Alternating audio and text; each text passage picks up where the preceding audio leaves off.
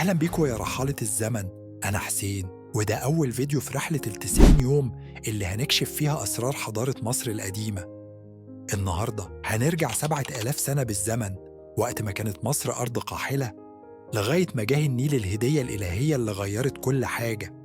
الفراعنة لاحظوا إن النيل مش نهر عادي، كل سنة في نفس الميعاد بيفيض من غير ما يخرب أو يغرق الناس، ويجيب معاه الطمي اللي حول الصحراء لسلة أكل. بس إزاي المصريين القدماء قدروا يتحكموا في فيضان النيل؟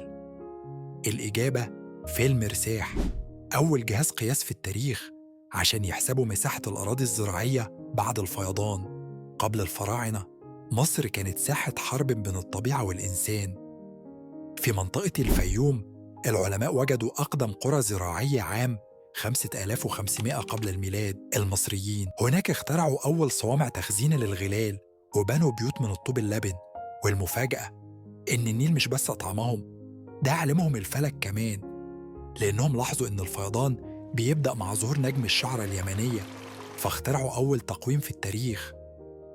النيل ما كانش مجرد نهر، ده كان أول طريق سريع في الدنيا. الفراعنة كانوا بيؤمنوا إن الإله رع بيدور بالنهار في مركب شمسي في النيل السماوي. وعلى أرض الواقع، السفن كانت بتنقل الجرانيت من أسوان عشان تبني الأهرامات، والذهب من النوبة لصنع تماثيل الملوك. الفيديو الجاي هنعرف إزاي الإنسان القديم حول عبادة النيل لعبادة الآلهة، وبدأ يبني حضارة عمرها آلاف السنين. لو عجبك الفيديو اضغط سبسكرايب واكتب في الكومنتات، هل مصر كانت هتبقى حضارة عظيمة من غير النيل؟